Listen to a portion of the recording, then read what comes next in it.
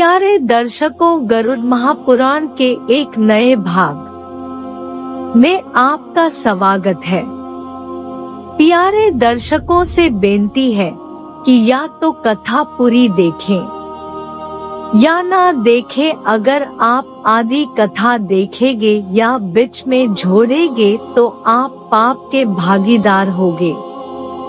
प्यारे दर्शकों, आप सभी का हमारे चैनल में स्वागत है।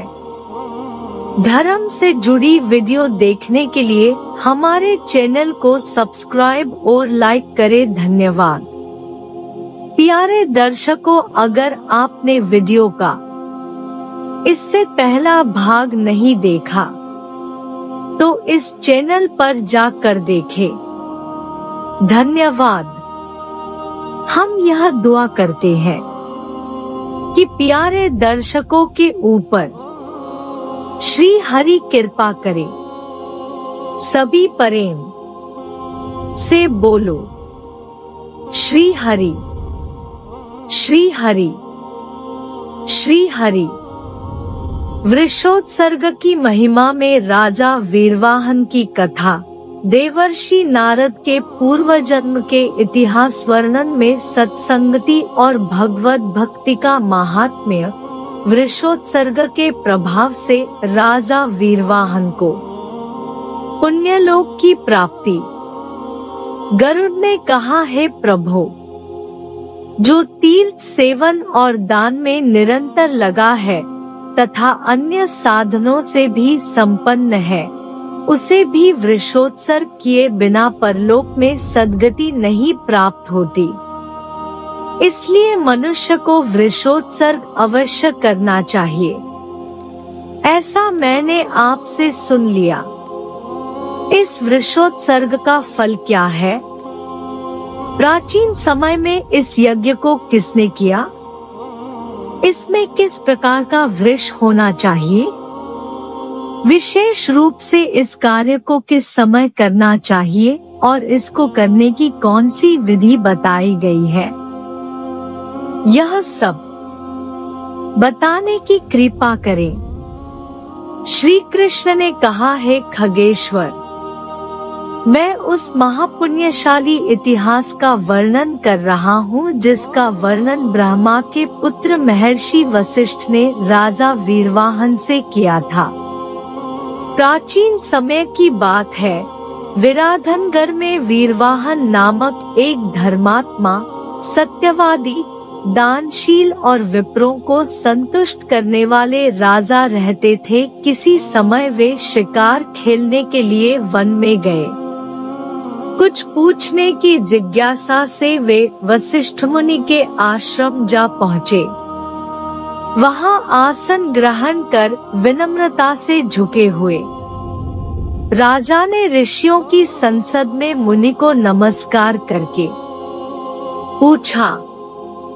राजा ने कहा, हे मुने, मैंने यथाशक्ति प्रयत्न पूर्वक अनेक धार्मिक कृत्य किए हैं, फिर भी यमराज के कठोर शासन को सुनकर मैं हृदय में बहुत ही भयभीत हूँ।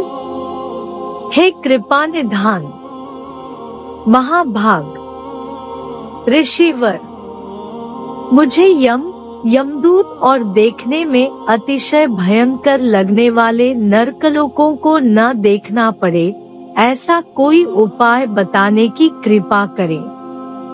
वशिष्ठ ने कहा, हे राजन, शास्त्रवेत्ता अनेक प्रकार के धर्मों का वर्णन करते हैं, किंतु कर्म मार्ग से विमोहित जन सूक्ष्मतया उनको नहीं जानते। दान, तीर्थ, तपस्या, यज्ञ, संन्यास तथा पितृक्रिया आदि सभी धर्म हैं। उन धर्मों में भी वृषोत्सर्ग का विशेष महत्व है। मनुष्य को बहुत से पुत्रों की अभिलाषा करनी चाहिए।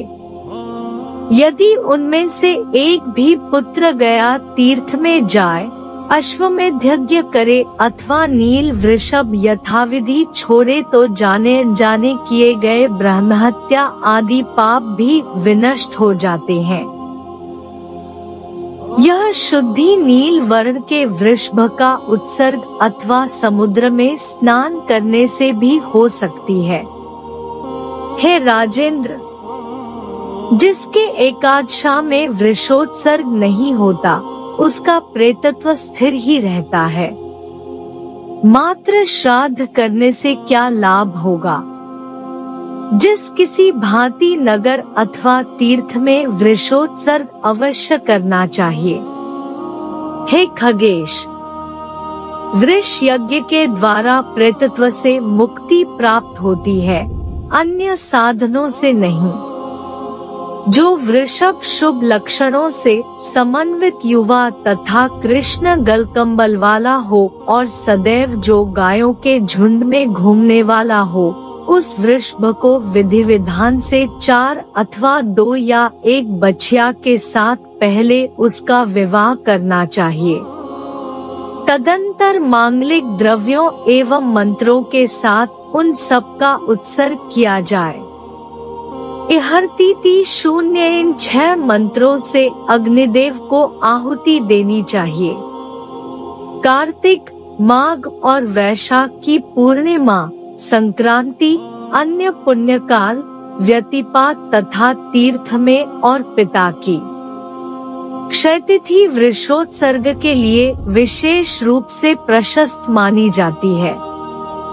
जो वृषभ लाल वर्ण का हो और उसका मुंह पूंछ पांडु श्वेत पीत मिश्रित हो, खुर और सींगों का वर्ण पीत हो, वह नील वृषभ कहा जाता है। लोहितो यस्तु वर्णेन मुखे पुच्छे च पांडुरा, पीता खुर्विषाणेषु स नीलो वृष उच्यते। 19 से 20 जो वृषभ श्वेत वर्ण का होता है वह ब्राह्मण है, जो लोहित वर्ण का है वह क्षत्रिय है, जो पीत वर्ण का है वह वैश्य है और जो कृष्ण वर्ण का है वह शूद्र है। अथ ब्राह्मण, क्षत्रिय एवं वैश्य वर्ण को अपने वर्ण के अनुसार वृषोत्सर्ग करना चाहिए अथवा रक्त वर्ण का ही वृषभ सबके लिए कल्याणप्रद है। पिता, पितामह तथा प्रपितामह पुत्र के उत्पन्न होने पर यही आशा करते हैं कि यह मेरे लिए वृषोत्सर्ग करेगा। वृषोत्सर्ग के समय इस प्रकार प्रार्थना करनी चाहिए। धर्मस्त्वं वृषरूपेण जगदानंददायका अष्टमूर्तिर्धिष्ठानमतः शांति प्रयच्छ गंगाय मुन्योः पेमंतर्वेदी तृणं चर धर्मराजस्य पुरतो वाच्यं में सुकृतम वृष। 23 से 25 धर्म। आप इस वृषभरूप में संसार को आनंद प्रदान करने वाले देव हैं। आप ही अष्टमूर्ति शिव के अधिष्ठान है। आता मुझे शांति प्रदान करें। आप गंगा यमुना का जल पिए, अंतर्वेदी में घास चरे और हे वृष, धर्मराज के सामने मेरे पुण्य कर्म की चर्चा करें। इस प्रकार का निवेदन करते हुए संस्कर्ता को चाहिए कि वृषभ के दाहिने कंधे पर त्रिशूल और बाएं ऊरु भाग में चक्र का चिन्ह अंकित करके गंध, पुष्प तथा अक्षत आदि से बछिया के सहित उस वृषभ की पूजा करके विधिवत बंधन मुक्त कर दे। अगला भाग देखने के लिए चैनल को सब्सक्राइब और लाइक करें। धन्यवाद।